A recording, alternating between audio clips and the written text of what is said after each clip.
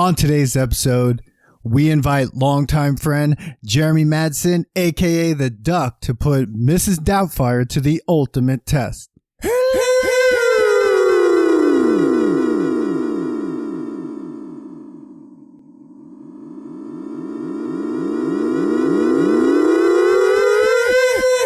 That's gonna be more.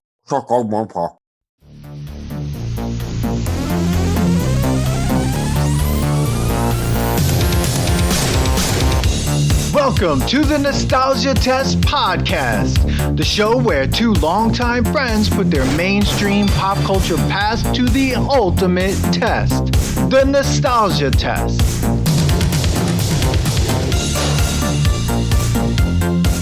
Oh shit, here we go. All right, here we go. Dude, it's here, Dan. It's another episode of the Guys, welcome to Nostalgia the episode at the Nostalgia Test. I'm here with Dan, who's in LA, and we are here with our friend from high school and elementary school. I've known Jeremy since second grade. Second grade, man. Jesus. Get it right. We're here to do. We decided we were kind of doing like a Robin Wiliams type of, not marathon, but like we're like, hey, why don't we just do? I don't know. What were we on the kick a couple? I don't know. Ago? It just kind of happened. I think we said let's do 3 movies, and then we named 3 movies, and they just happened to be Robin Williams movies. So you had Aladdin, you had Mrs. Doubtfire, and forthcoming Hook. Holy nostalgia. Hook. Yeah. Oh, okay. Yeah. All right. Solid. Yeah. Jeremy, welcome to the show. Thank you, Manny. Thank you, man. Hey, Jeremy, do you want to say anything to the audience? Give them a little bio, a little bit of who you are, because you're going to be now podcast famous. This is it. I'm going to be podcast famous? Well, right. It's about time. What's up to the audience? I'm Jeremy, the one they call the Duck. I met Dan in, if I'm not mistaken, 1993, the year of the release of the film that is the subject of this conversation. That's right. Wow. And I've known Manny even longer. So that is a long damn time for a couple of guys who are pushing 40, like Stu in Mrs. Doubtfire, portrayed by Remington Steele, a.k.a. Pierce Brosnan. Irish Larry life. from Lawnmower Man. Yeah. I have a problem with his name. I guess he just gets bad names. Stuart, Larry, like. Well, Stuart, it would be fine if he was Scottish, but he's Irish. Yeah. I don't know any Irish guys named Stuart. No, not one. I guess they have them, but I can't think of any. Not at all. Not at all. But we'll talk about him because he did whatever he was supposed to do in this movie. He did excellent in this movie. He was repping the chest hair. Yeah. This is perfect for him. This is his audition for James Bond. Maybe this is a little out of sequence, but in the scene at the pool at the country club, they're swimming, and the oldest daughter, Lisa Jacob, or whatever her name is, shows up. She's wearing a sweater. It's like, you guys want to go swimming? It's like, no, you can't see. It's in San Francisco. It's like 45 degrees. I'm wearing a sweater. I should not be going in this pool. Is it even heated? It's probably heated. That scene's crazy because he's like concentrating, like he's at the Olympics, and he's like, and he does like a triple flip or something before he gets. I think he did that himself too. It didn't look like there was a stunt double involved. It's like, that's way too much effort and preparation to put into this role, man. Yeah, that was a comedy like this. A comedy like this, yes, absolutely. Mrs. Doubtfire. So Dan, what kind of comedy is this that we're talking about? Well, first we're of all, talking about. What's crazy is that this movie is a Disney movie. This movie is a Disney. You could find this on Disney Plus. You could find it on Disney Plus, but is it a Disney movie? Who was it? Who was the studio? Was it a Touchstone? What was it? I mean, things have changed in the studio world since 1993. I don't remember who was responsible for this thing. 20th Century Fox. Oh, well, Disney owns Fox. Disney owns everybody now. Mm-hmm. Yeah. Absolutely. Yeah. So my mistake. And I will say that there's so much improvisation done by Robin Wiliams. He wanted to improv it so much that they had cuts for a PG, a PG-13, and a rated R version of this movie. What? Not an NC-17? No, just PG, PG-13, and R. Even though they knew it was going to be a PG-13, Robin Williams was it a PG-13? Yes, it's rated PG-13. That's right. All right. Robin Williams did so many cuts just for that. They taped scenes 15 to 22 times until Robin Williams was satisfied. Let me just a couple things. I was wondering, right? I'm like, as we're watching the movie, I'm like, all right, I know it was based on a story, but like, how much did they actually write down, and how much is like, okay, Robin, what do you think? Did he get a screenwriting credit? Because it seems like he should have. Well, yeah, the guy Chris Columbus is the director, I believe. Yeah. Mm-hmm. Also, Discoverer of America, multi-talented guy. Directed Home Alone. I mean, Home Alone 2. Home Alone 2. Harry the first Potter. 2 Harry Potter films. That's right. And Rose, I mean, this guy's he was supposed to direct National Lampoon's Christmas Vacation until he got fired by Chevy Chase. He's still bitter, understandably. he directed Rent. He directed Stepmom. He directed 9 Months. I mean, Bicentennial Man, another Robin Williams movie. Yeah. He's which some people really, really hate. I like that movie. I never saw it. It was a tearjerker movie, but I like Yeah. Yeah. This was a star-studded film. That was a crazy film. movie. Dude, this is a star-studded film, and you realize that the woman who was the social worker, she was she was the secretary in Liar, which this movie almost reminds me of. Okay, so I was watching this film, and I'm like, there's a trope out there. It's shitty dad trope. In Hollywood. This reminded me of the Santa Claus. This reminded me of Liar Liar. And I'm sitting there looking at him like, it's another movie about being a shitty dad. But was he a shitty dad? No. Maybe he was just a shitty husband. That was the only thing he did right. He was a shitty husband. Okay, he was a shitty husband. Which same thing in the Santa Claus and in Liar Liar. He was a shitty husband and a shitty dad in Liar Liar. When we're looking through this, lens of nostalgia, this is one of the things that it's hard to overlook, right? Because it's like they live in San Francisco in a giant house on a major street, and it's like, oh, this guy can't hold down a job. I'm like, okay, well then one, how are they living there? And two, obviously, mom's holding it down, so the financial element is not going to be the problem, because then she's going out and hiring this, super nanny. So she's making bank, she's making crazy bank, which changes her. Okay, she's wearing that woman's suit.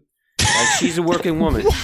Wait. Who's wearing the woman's suit? Is it Sally Field or Robin Williams? Sally Field. That's got me ball. Oh, I thought that was Robin. She's wearing. She's all like corporate and stuff. But like, this is like the typical like, how could they afford any of these? Like Home Alone, you're like, what do these people do for a living that they can afford that huge mansion? Same thing here. Like, even if she's making that much, like she might, like, where does she work? It must not be very. It not must not just a little bit much. She's like high, making like almost $500,000. Has to be if she's the only breadwinner. $500,000 $1993, which I believe now is about 1.6 trillion. But Home Alone, whatever he did, obviously he got out for Christmas to go to France. But CIA. There you go. She had. Mrs. Hillard, by the way, I had no idea what these people's names in this film were until I had to rewatch it. Like, it doesn't matter. Like, I know Mrs. Doubtfire, and that's like it. And that's it. His name's Daniel. Well, that's all you really needed to know. That freaked me out when you were like Daniel. I was like, oh, that's right. His name is Daniel. Mrs. Sally Field, Miranda. She's a named partner in either an architectural or an interior design firm. She talked about rugs in the beginning, so it established credibility. Believable. But then Martin Mull, and she gets interrupted in the meeting. Like, it's like, oh, hey, by the way, you're in the middle of a presentation. Come with me. I just want to tell you that your ex-boyfriend in college wants to hire you. Well, he didn't know that. But that was Martin Mull, who's also a well-known comedic actor, who apparently is her boss. Is like, wait a second, dude. Her name is on the wall. Could you speak to her a little more respectfully? And then I know. And then the neighbor is calling. It's like, why couldn't the neighbor? Like, there's a lot of backstory. Yo, fuck that neighbor.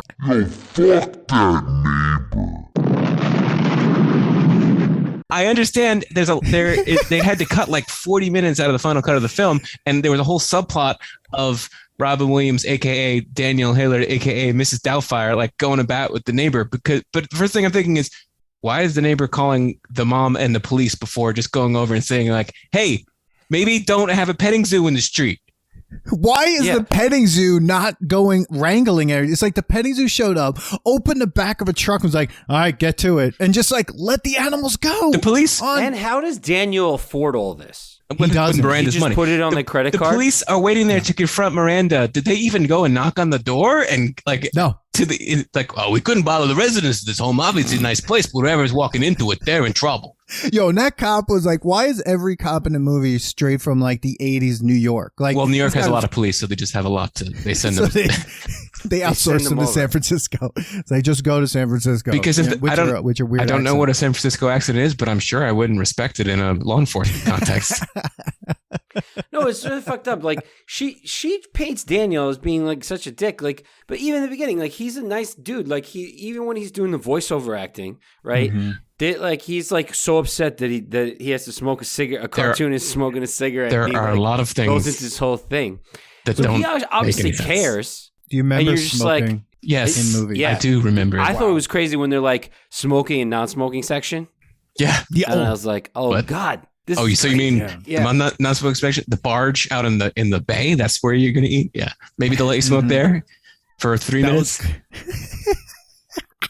The Bridges restaurant. This Oh, This- man. man, I don't even know where to begin. Wow, we already went into it. I wanted to say like what your first thoughts were. Like we always go with like before you watch the movie, how did you like? What did you think about this movie when you were a kid? Like, do you remember liking it? Do you remember like I remember seeing. I have very thing? well. I do. I remember going to see it in the theater. I thought it was funny. But I remember with my aunt. My aunt, I grew up. I was very close with, and she loved movies, and she always took us to movies. But like, she always had takes on movies that were nowhere near what me as a kid would think. And she identified with any sort of wronged woman in life or in a film. But in this one, she's like, all right, well, Sally Field is right. This guy is a terrible husband, and the guy Stu is totally better, and she should be with him. And I just thought this was horrible. Like, no, but now I'm watching it. I'm like, oh, like, no, like, okay. So yes, it's good that he doesn't like smoking cartoons, but he's being a cool kid parent for the kids, but not necessarily a responsible one to raise it. Yes. Yeah. That's the He's a word we man-child. use. Well, I think this is Robin Williams we're talking about. I mean, yeah, you hired Robin Williams. You have to put him as a man-child. Like, basically, yeah. they were just like, it's another movie to be like, Robin Williams does a bunch of voices, is very current, and also can like bring up some crazy ass references. Let's just make a movie, and we'll like write around it. He's a man child, unless it's the this film is right Jack, after- in which case he's a Oh. child man. That's gonna be ball. Dude, he is he is That literally movie was made dressed for like him. him. Another one. Yep. He was literally dressed like Jack Yes. at the end of this film. I was like, what? Do you remember who was so- Jack's doctor, therapist, mentor person was portrayed by? How, An actor. no. Held an honorary advanced degree, perhaps an EDD, had a popular sitcom in the 1980s. Yeah, it wasn't It was Bill Cosby.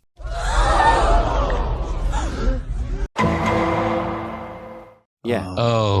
Oh, we went there. I'm taking that out of the podcast. Mrs. Yeah, so I'll say that I do remember. I definitely remember liking this movie because I like Robin Williams and like it was crazy and like funny and whatever. Just even the '90s clothes in this is just ridiculous. That's what we used to like wear. But they Seinfeld have for. the typical like they have like, oh, cute girl. That girl was like I remember. I Bucket don't know hat. what she's doing now, but I remember she was like the bucket hat. Wasn't she also in Independence Day? The little girl? No. The The daughter. older. Yes, she was. She was. Yeah. Yeah. She was Randy Quaid's daughter, But, so a little bit of a down slope from Robin Williams. Yeah. Smeal.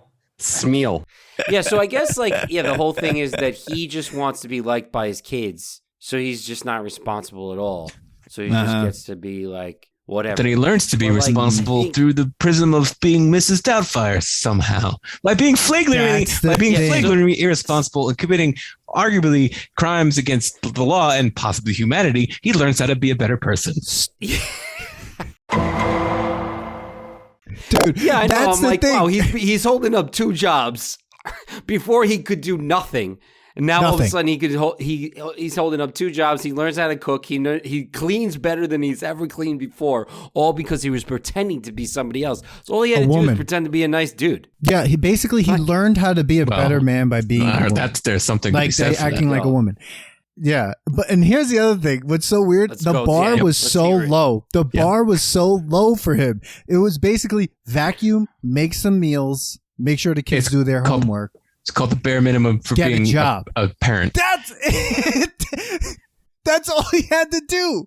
That's all he had to do. So everything that happened in this movie was like, you could have saved your marriage by doing these 4 things and it would have been fine. Instead, he's just like making Sally Field feel like she's such a horrible person. It's like, she's like, just please, like, contribute to something here. I don't know, make a dinner.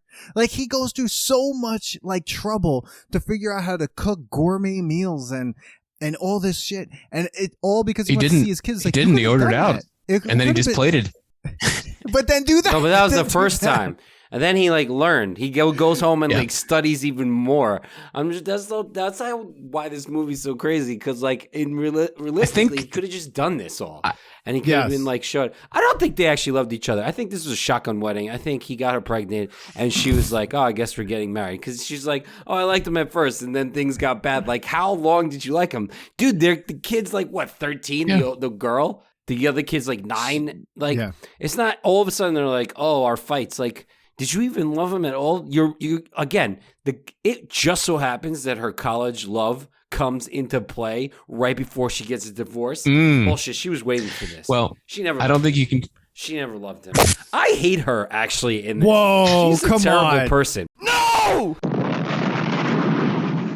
You're totally. No, I hate her. You're giving her the Adrian. No, she's terrible. Her dude. Adrian. She's terrible. What is she supposed to do? Let the house fall apart? What is she supposed to do? Dude, go have some pina coladas. Somebody's got to be the Get caught adult. in the rain. Okay? Wait, I'm sorry. Dude, exactly. They didn't communicate, Dan. They didn't communicate. Are you doing a callback to the last episode with the pina coladas or something?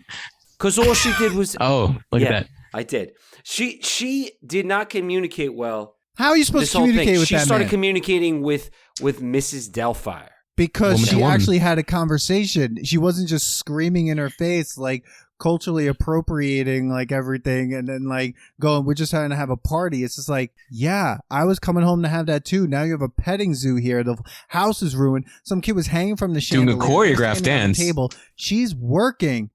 Yeah, she's working to make sure you're on the bullshit. mother's side. Oh yeah, he was being irresponsible. But look, I don't think you can talk about this film without talking about just listing off the things that are glaringly implausible. Okay, first of all, do they not know that he is a trained voice actor and that his brother is a trained makeup artist? Because given those 2 pieces of information, this person who shows up who's got to be somewhat familiar somehow, they might be onto that. I don't know.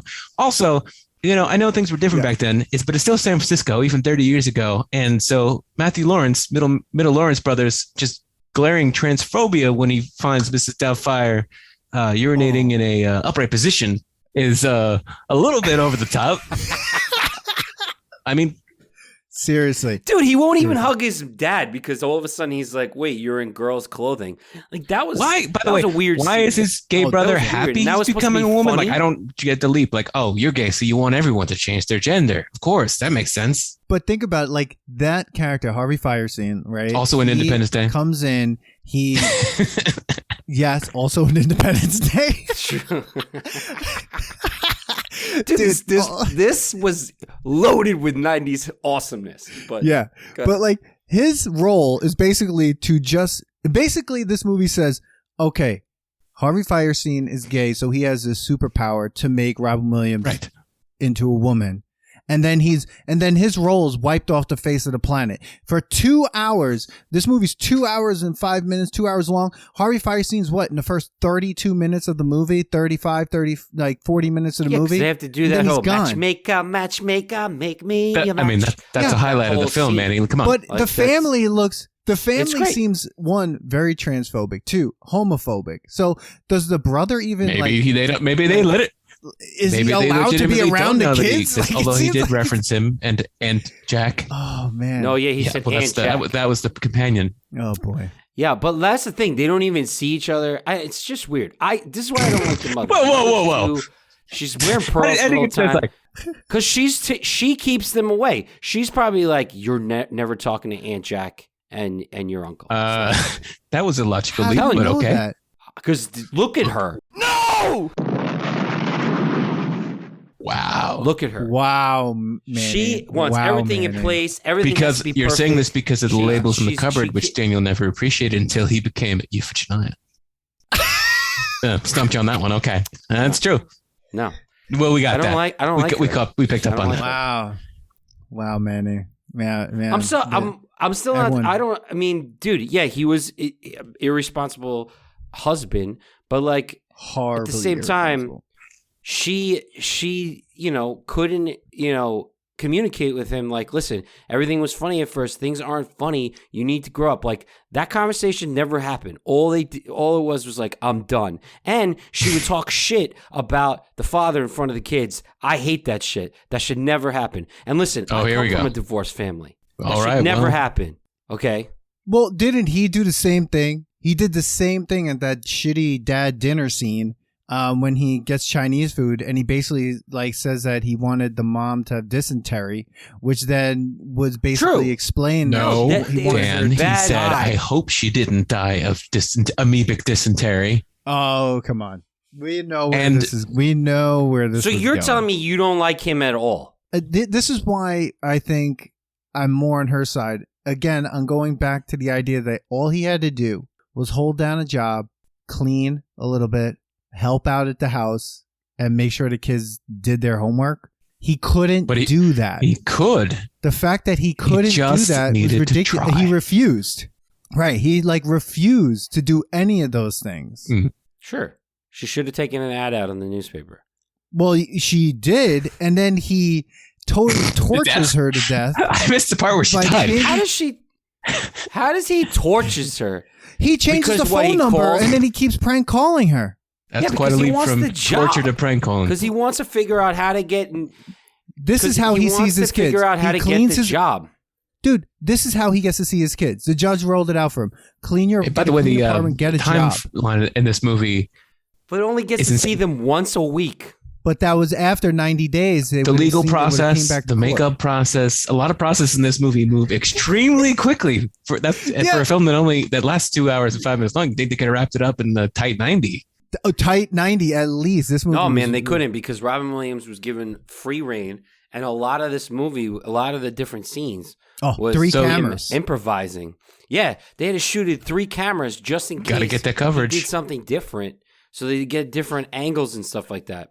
Yeah, they say that Columbus shot. I'm sure you probably read on Wikipedia or elsewhere that they had tried on a number of occasions to make a sequel to the film, but they kept going back to the fact that there was no possibly plausible universe in which there would be another need for Mrs. Doubtfire to appear again, especially because she was already had a TV show, so she'd probably be pretty recognizable to anyone who, I don't know, owned a television in the mid-1990s. Exactly. Yeah, dude. Exactly. No, I mean, it was crazy too. Like all of a sudden, the kids find out, and then they have to lie too. Oh, right. So he made his metaphor kids for lie. infidelity or something. Yeah. No, I mean, obviously, this movie's crazy. It's just a comedy in the '90s. She's just trying to hold it together. All this. No, she's not. Yes, she's just trying to get some. That's all she's doing. So what? James Bond. Who can say no? Yeah. I have to go get her wipe. Yeah, look at that. Bro, okay, he was crazy for doing what he's doing. But then it's a little crazy that she's like, I miss her stories. I miss her blah, blah. She doesn't fucking exist. Marty McFly, get out of here. Doesn't she, Manny? Yeah, but he made her. She exists in all of us. But he basically, thank you, Jeremy. Exactly. He made them feel like he existed. The fucking pearls. Where was he going to go? Wearing them in like every scene. She sucks. Manny, where did Sally Field touch you? She sucks. Wow. Poor Sally. She was a great mom in Forrest Gump. That was rough for her because like 5 years earlier she played his girlfriend, and then she just plays mom. Whatever. she did great in that, and I thought, I mean, she was so loving in that. Here she. So guys, if you like Nostalgia Test podcast, please don't forget to like and subscribe. Yeah, subscribe and like. Follow us on all social media outlets that you can find us, and where you can get podcasts: Podbean, Spotify, Apple.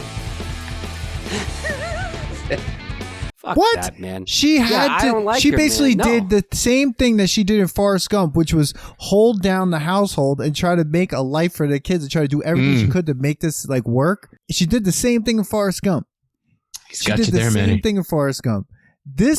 In this movie, you have. I think she should have paid for therapy between both of them instead of going right to divorce. You think? Okay, Mr. Gump was on vacation. Okay. Look at Robin Williams' character. You think that guy's going to therapy? He would have done 500 voices. Yeah, they would have during the therapy session, and then that would have been it.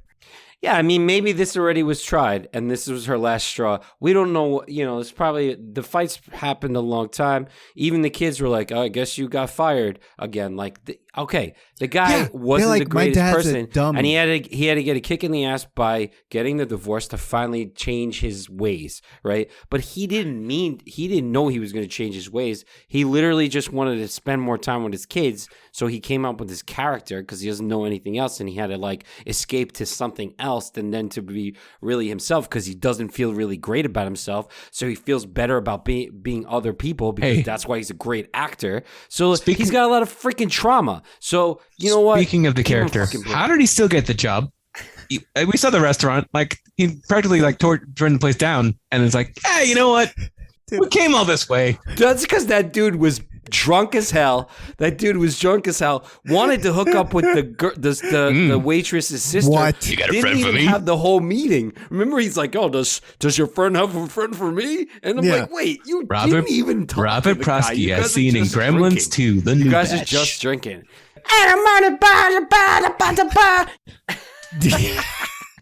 Dude, this guy literally was like ready to leave the meeting. And Robin Williams, first of all, his character does a bunch of things. He makes ethnic jokes. He makes jokes about refugees. He makes jokes.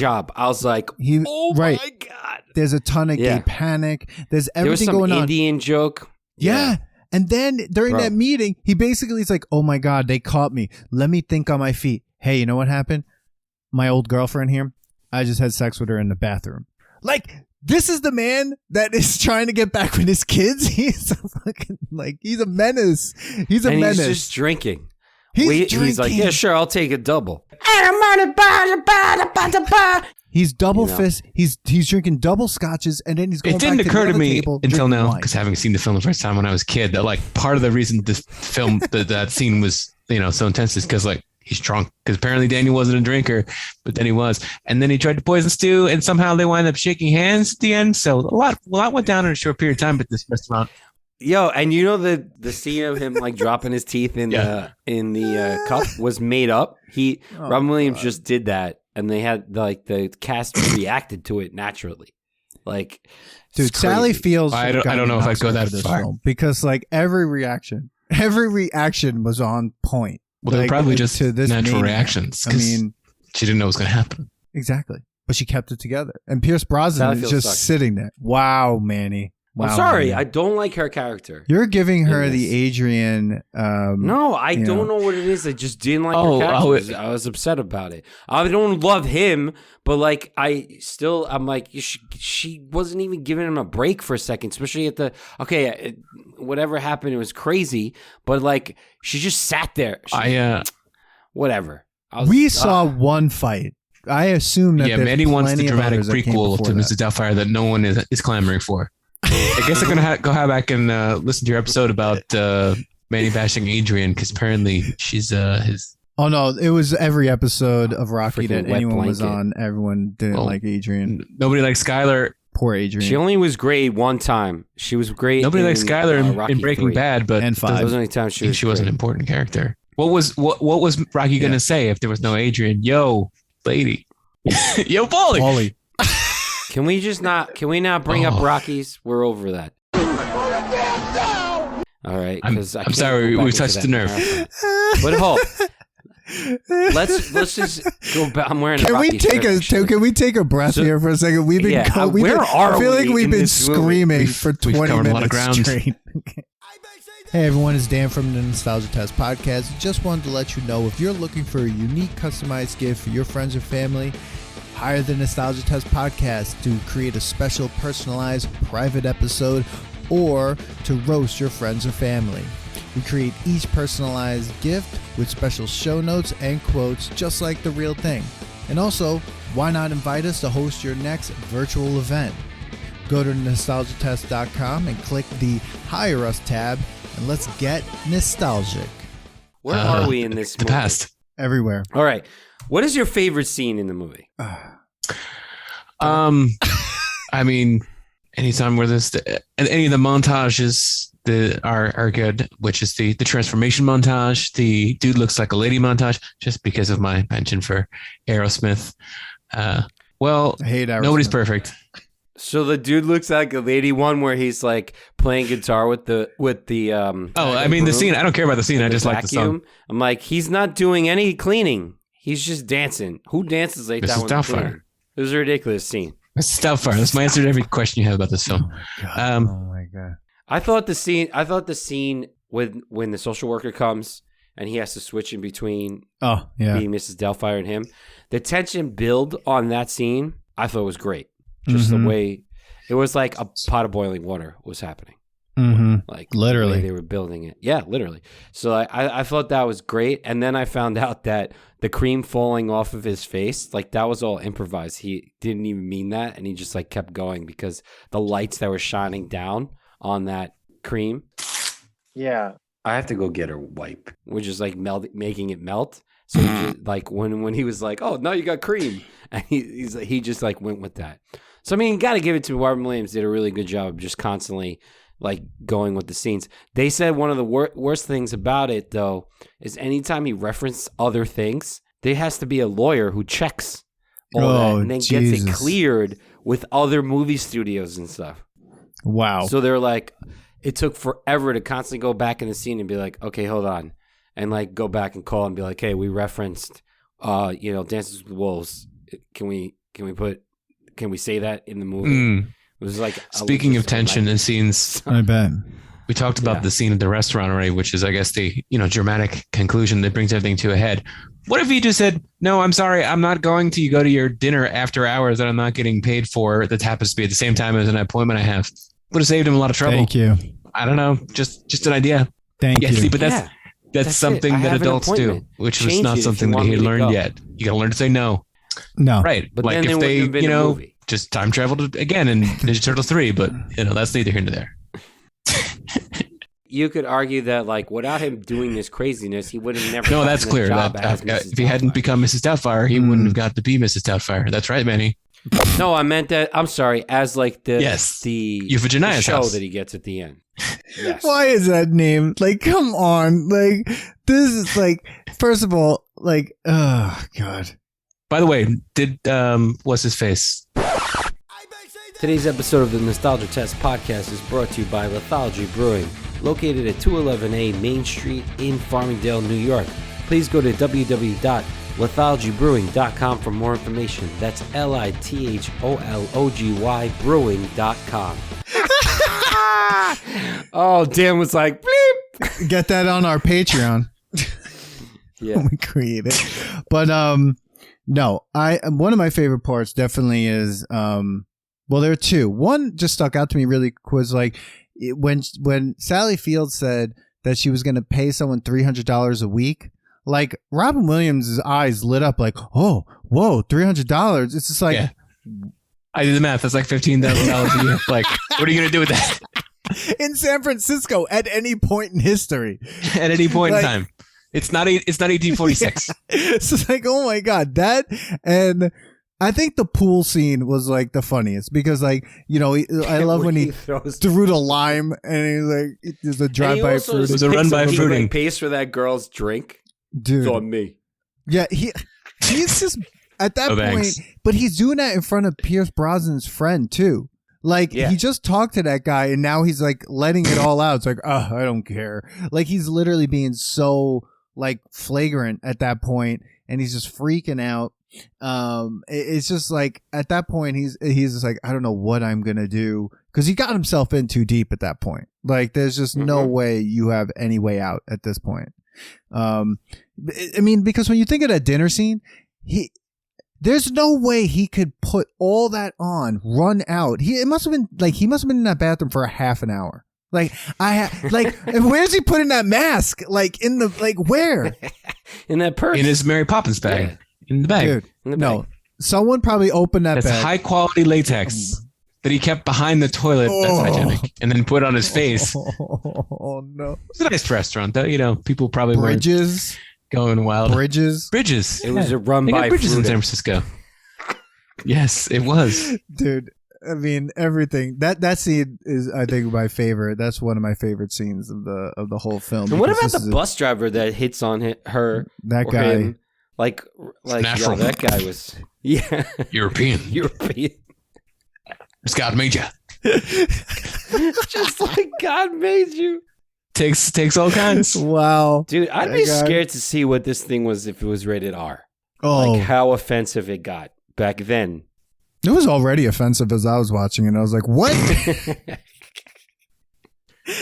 I mean, the first woman, like the first disguise that they make for him, when he's like, when his brother and his brother's partner are putting, trying to figure out what's the best way to dress him, which is like, come on now, it's going to be an older woman. They put the first one on, and he's like doing a horribly offensive accent of like, a Latina, and it's just like, come on, what are we doing here? Like, Yeah. That would have been like 2 days worth of makeup Yeah. that they did on the. Why didn't he just do the voice that he knew he had to do for them first, and then go from there? Just to start at the voice, because like, then they have this whole thing where like first they went. What's funny is like they went to the babushka woman and then to Barbara Streisand. So I think like they skipped. They were like, oh, keep going this way. No, I think right. That was like the order, or was it the other way around? Because it's like I feel like they went over that, and then all of a sudden it was Barbara Streisand, and then they went into, Mrs.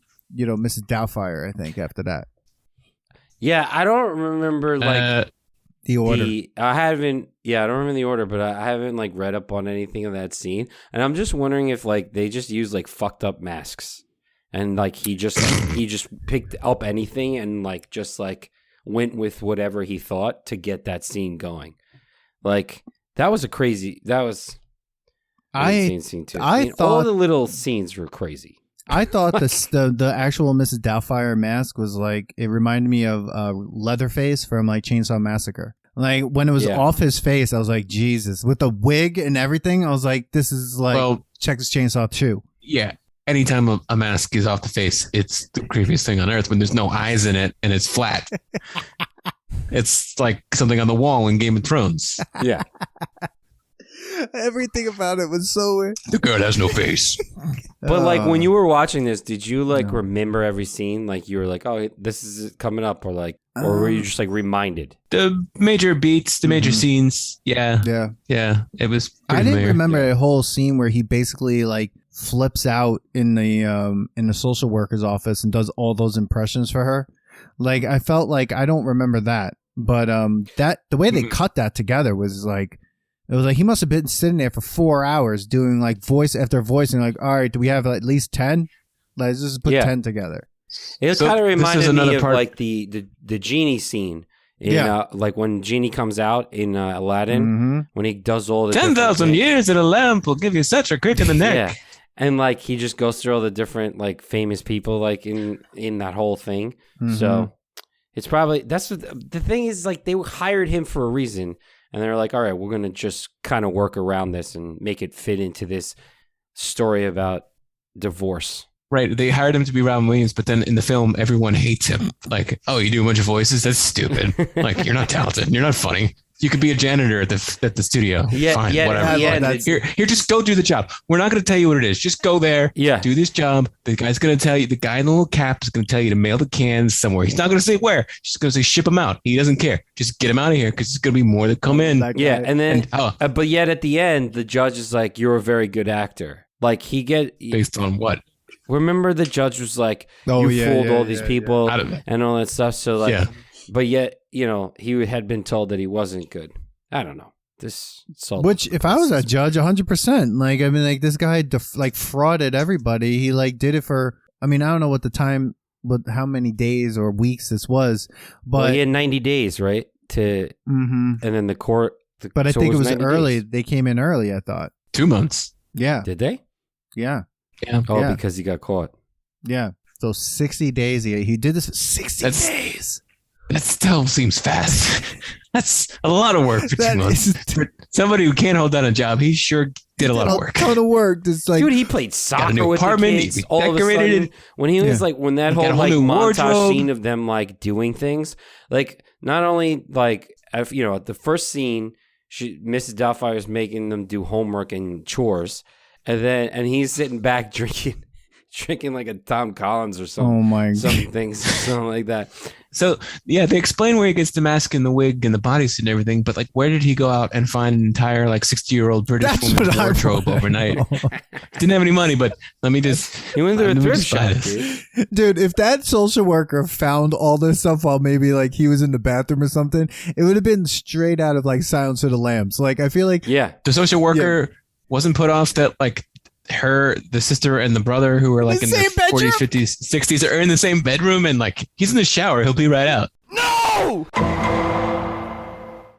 dude, that was the weirdest Oh. thing. And then here she is sitting there. First of all, that woman was totally traumatized. She steps on a mousetrap, which it's like out in the middle. Look, that mousetrap should have been animated. I mean, it was ridiculous. Supposed to put it next to a Yeah, wall. it's- The mouse like to hug the wall. It's Come not on. supposed to be out in the middle of the floor. If it's out, Is there a banana peel next to it? Come on. if it was out in the middle of the floor, that means you have a real rodent issue, and those mice just don't care, and they're just flagrantly walking out in the middle of the living room, being like, "What's up?" No, that means you're booby trapping it for robbers. And then he pulls his pantyhose off her. She screams for a second time.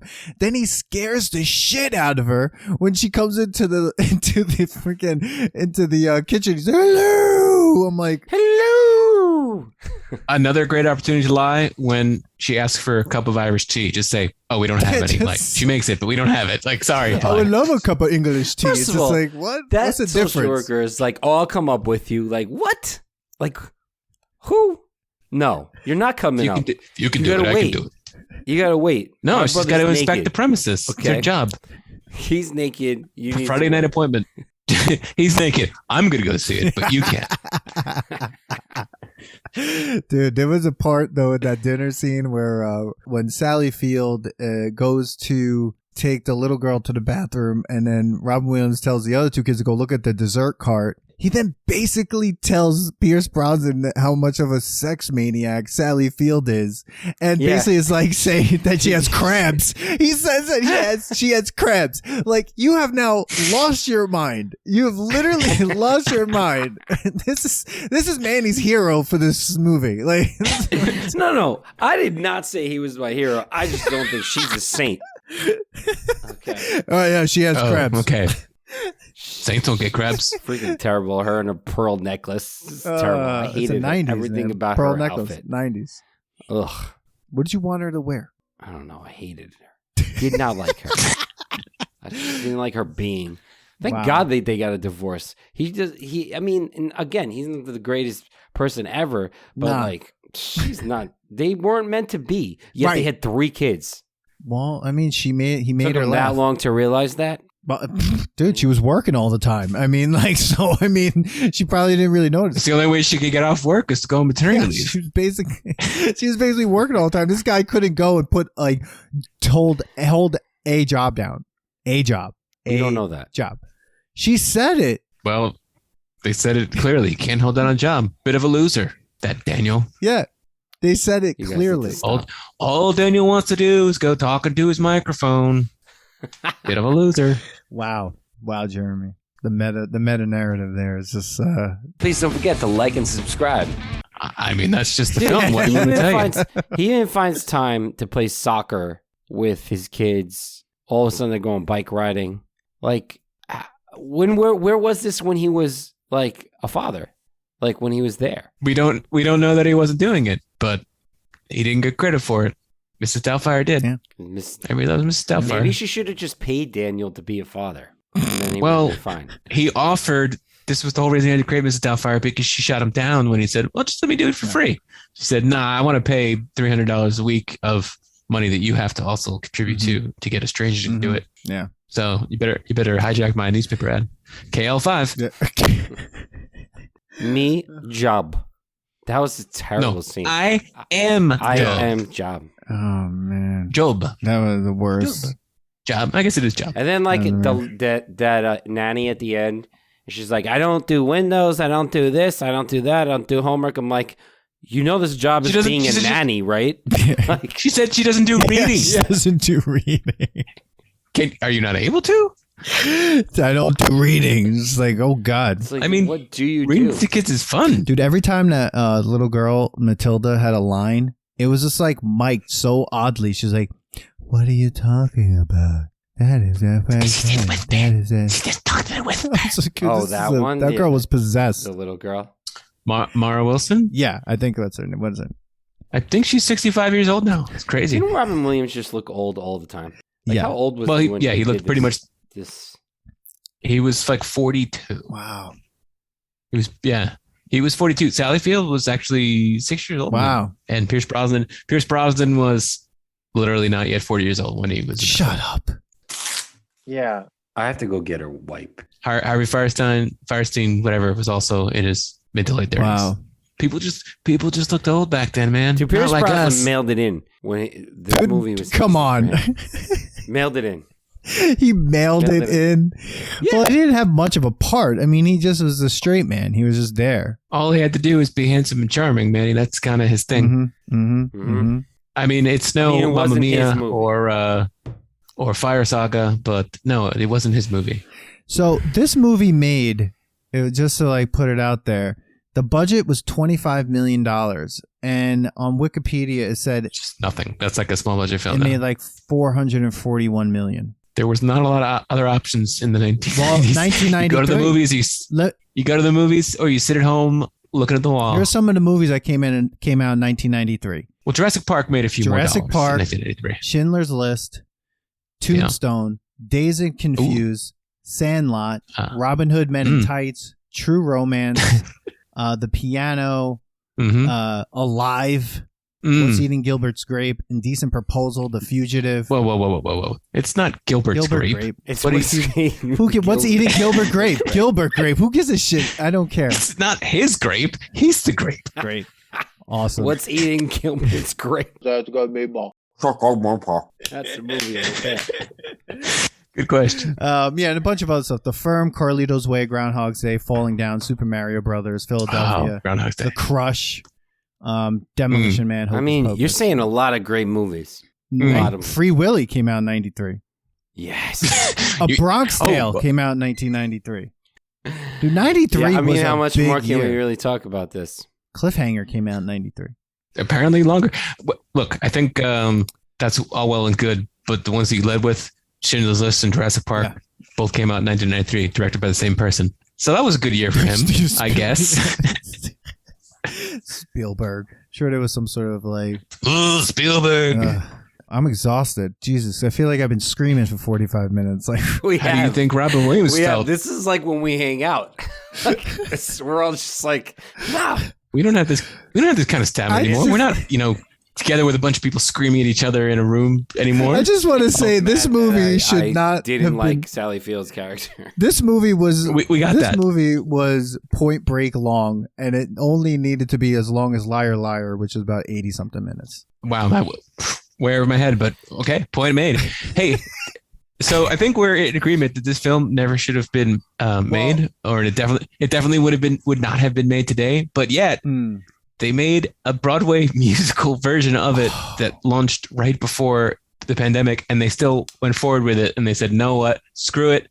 We don't care that everyone's dying. They need to see Mrs. Doubtfire, the musical, and it may still, in fact, be playing on Broadway or thereabout." Mm-hmm. That's a good one. I didn't know that. Jesus Christ, dude. And I think most people's response to this was, "Why?" Yeah. Dude, this movie was also based on a book that was based on a book from 1987 called Alias Madame Doubtfire by Anne Fine. Sister of Fran Fine, the nanny from Queens. I hate you. That's got me ball.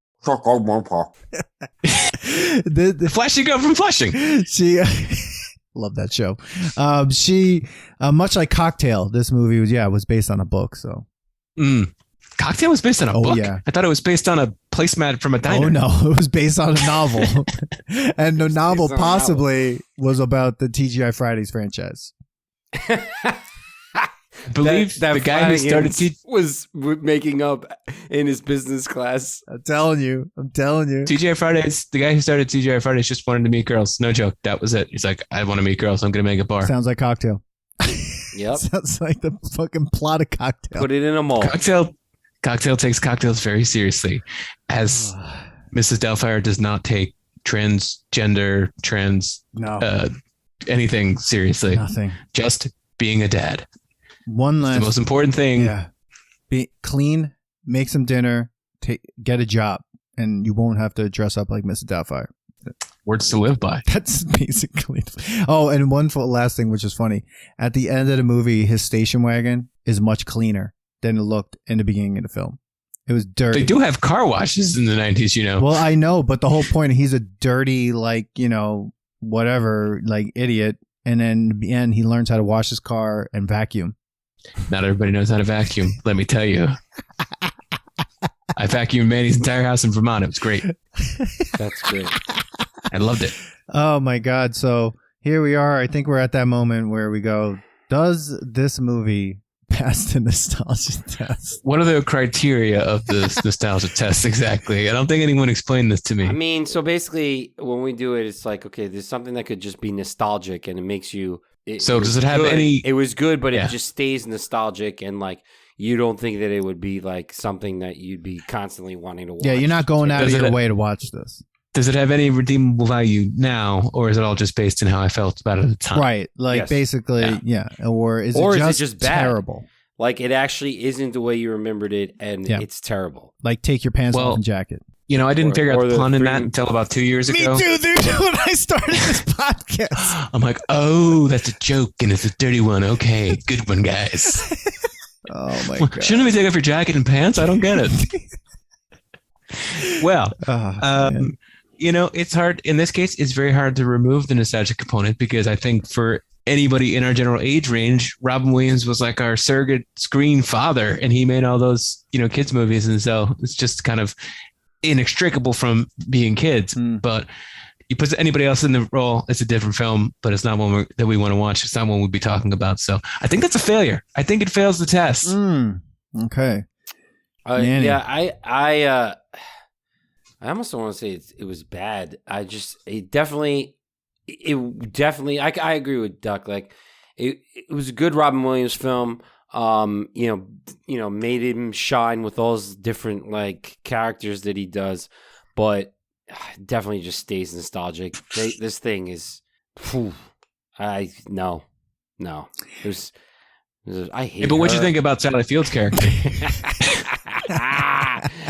Bro, there's nothing good about this film. I mean, like, it's Well, terrible.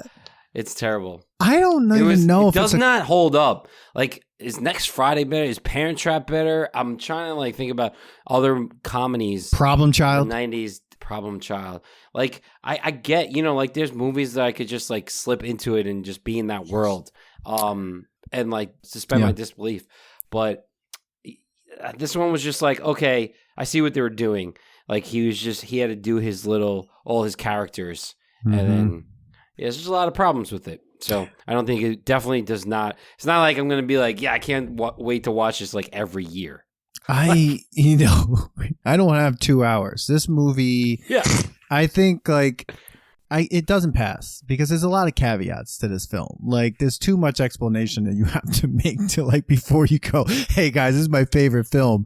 But there's a lot of things I need to explain about the 90s. You don't really have to explain that much. I mean, this is going to sound really weird, but I feel like Bill and Ted's Excellent Adventure has less problems than this film. When I'm watching this, I'm just like, wait a second. It somehow requires less explanation because it's all there. It's like, oh, okay, so they have to time travel in this phone booth in order to, make history, right? Except and for get their past their science The report. first 30 seconds of that film actually is really confusing. But I would say like when it comes to like issues, like Mrs. Doubtfire, I don't even know if it's like a comedy. It's not as funny as I remember it being. I believe, according to Wikipedia, it's a comedy drama, Oh boy. Yeah. So, yeah. which means they don't know what it is. Exactly. So I'm going to say Yeah, it was stays all- in yeah, stuff. you're right. It You're doesn't right. pass. It was almost like a really bad episode of This Is Us. It's like Like it was trying to be like really serious about like divorce, family, It's- and like divorces and stuff. And it's like, yeah. what were they trying to address here? It's slightly funnier than Kramer versus Kramer. Like basically like Ooh, No! yikes. but Manny didn't like Kramer either. No! He's not saying which one. It's like they tried to make this like, all right, I bet before they cast Robin Williams in this film, this was a straight drama.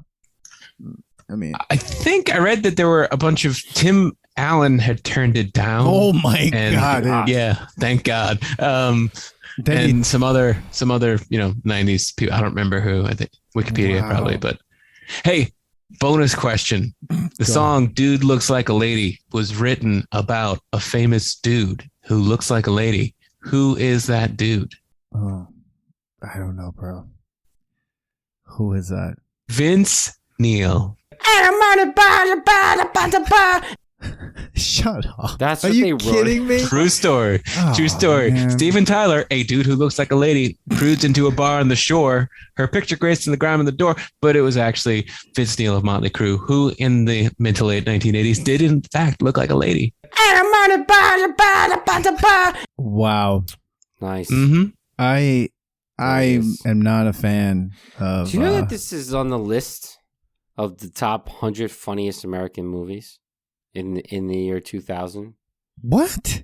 It A list made in the year 2000? Included among the American Film Institute 2000's list of top 100 funniest movies. Wow. Wow. It's a lot.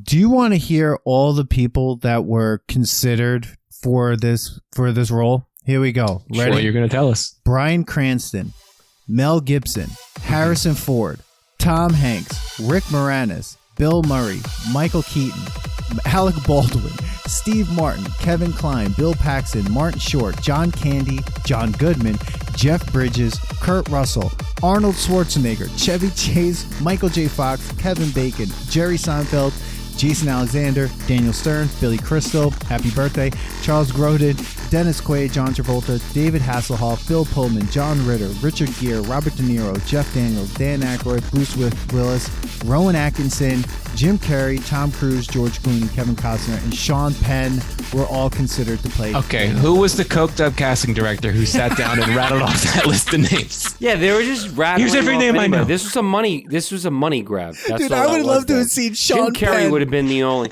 Jim Carrey would have been the only one that might have been able to pull this off.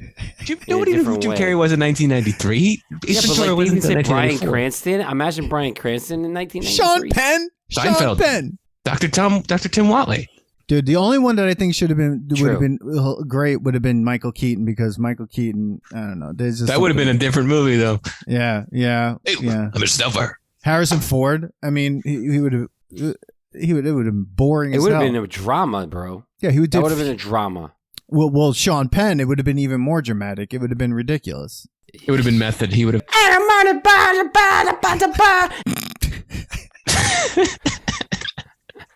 Wow. So, Mrs. Doubtfire from 1993 does not pass the nostalgia test. It stays nostalgic. It remains in 1993. I don't think I'm ever going to look to watch it ever again.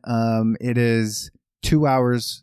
It is very long, and it's not as funny as I remember it. I don't know what I thought was so funny when I was a kid in 1993, and I can't believe I sat through a 2-hour movie. I can't believe I sat through anything for 2 hours when I was a kid. I could barely do it now. Oh And my! I like sitting. I think yeah. we already talked too long about this movie. In fact, We've talked for almost the length of the movie. I mean, No by way. this point, they're already be at the restaurant. Oh my God, Manny, Jeremy, thank you so much for being here. This was really fun. I mean, Thanks for having me. absolutely, anytime, open invitation. Whenever you want to come back, come up with. What are you doing tomorrow? Manny? What are you come doing? up with tomorrow? what am I doing tomorrow? So I'm going to come up with some nostalgia that needs to be I'm tested. not coming on to this one.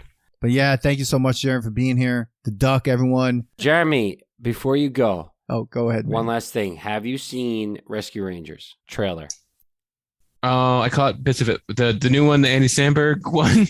Yeah. Yeah, I think I saw part of it. Why? Am I Are you excited? excited for it? I'm gonna go with no. And I haven't really given much thought. I'd probably watch it. It'd probably be fun. I like the Andy Samberg, Brooklyn Nine-Nine.